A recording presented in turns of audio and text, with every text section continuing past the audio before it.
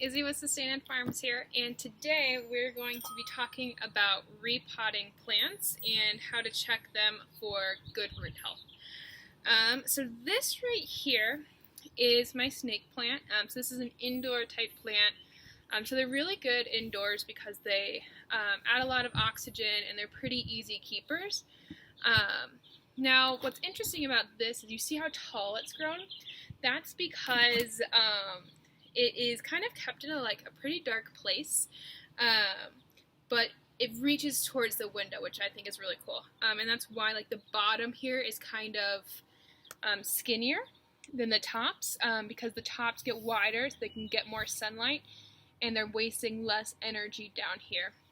So this plant, it has no hole in the bottom, so that means it's a little bit trickier to get out. It's also a ceramic, so I don't want to break this. I want to reuse it again. So what I'm going to do to get this out without ripping it all apart is I like to use a kind of a butter knife, just check all the way around that perimeter and kind of start loosening the dirt. And that's going to let me repot. Okay, and one of the ways you can tell that you need to repot is by the size of the plant versus size of the pot. So once it starts getting a little top heavy, kind of like this one, you can see how much taller it is up than it is down. So that's kind of an indicator that I want to repot it. I also have some new growth right here. So these little guys, I don't know if you can see them from where you are, so right about here. So that's some new growth that I want to give some extra room to. So I'm going to get into a pot that's about 1 inch to 2 inches, increases its diameter. So I've kind of loosened it up. Now I'm just going to kind of let all this dirt fall on the ground, and because I can use it later. So I'm just going to wiggle it out here. Okay, and you see all that dirt falling? Cool. Okay. Ooh, this looks great. So what I'm actually going to do when I repot is I like to look at the roots. So you see how the roots are kind of really bound up here? That's an indication that it needs a larger pot to grow bigger, because these plants can get pretty big.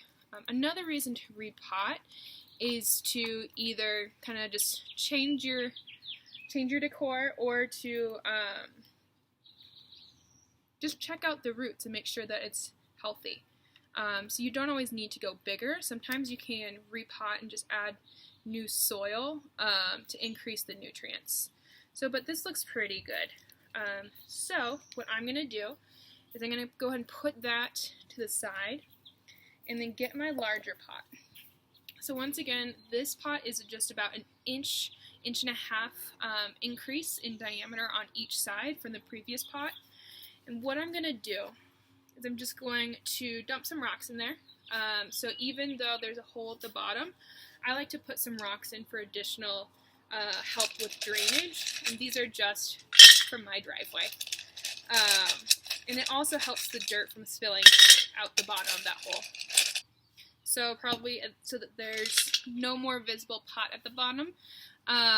You can't see the clay of the pot itself, just rock. And so there's probably about 2 rocks deep. Next, I am going to throw my soil in. So I'm going to put, just like if you were potting anything, you're going to put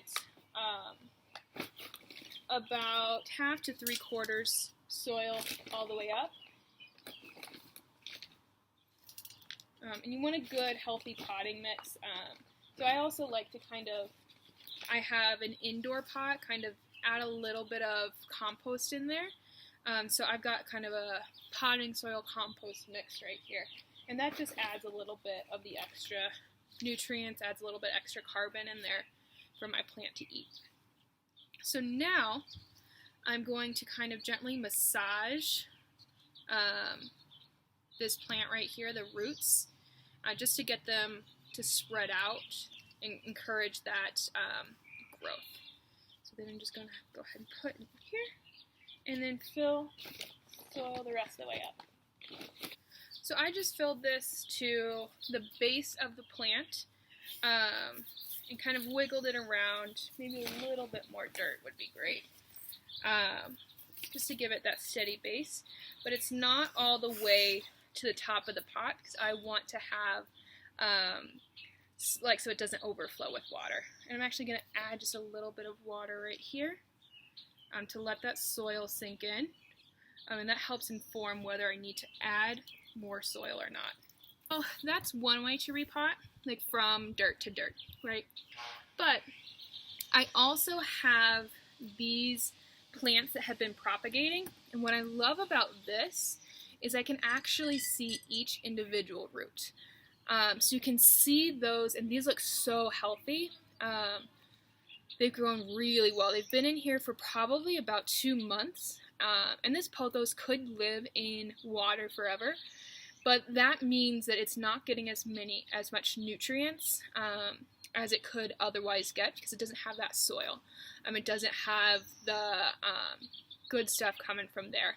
So what I'm going to do is I'm going to kind of gently massage these roots and try to get any slime off, because when you're repotting from water, your roots tend to get a little bit gunky.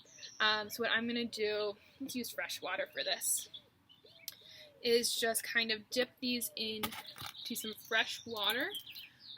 You can use tap water, you can use distilled water, whatever you want, and I'm just kind of gently cleaning any slime, any gunk off the roots. And I like to do this with my fingers just because I can be extra gentle that way. I'm going to put this to the side and do the next one. Yeah, there we go. This one was a little slimier. And you can see I have roots growing from multiple points on this one. So I have roots starting up here, right here, and lower. So when I'm repotting this, I have to make a choice, right? So if I put the whole thing up here, I could take this leaf off, or I could kind of start right here and leave part of this root exposed. Either one's really going to work because that's going to reach in at some point and it still be healthy. So I've got it clear of slime. And now I'm actually going to use this same old pot, but I'm going to add new rocks and new dirt because I want to increase the nutrients that the snake plant ate out of it. So I've just got some more rocks, and when you don't have a hole in the bottom of your pot, the rocks are extra important because they provide drainage so that the roots don't sit in water and rot. So I'm going to go ahead and fill this guy. So I'm going to fill this one without leaving as much room as I did with my snake plant, because I don't have any dirt coming from the old pot because it was just sitting in water.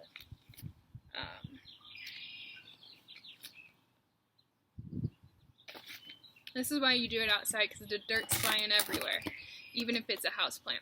So now I've got about ½ an inch between the lip of the pot and the start of the dirt.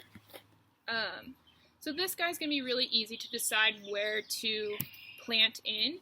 I'm just going to do it right here, right above the root. So I just kind of feel in with my fingers, lift some of that dirt. You can coil the root around a little bit. There we go. And then just firmly place it back in. And I'm going to put this same one in here because this plant, the pothos, can take pretty close quarters. It likes to be pretty close. You can have multiple plants. So this one, I think what I'm going to do is do it to right about here, and then just add a little bit extra dirt on that little section. So once again, I'm just kind of using my fingers to lift some of the dirt in there. I'm recognizing that this is going to get a little bit tangled, and that's okay. They were tangled already.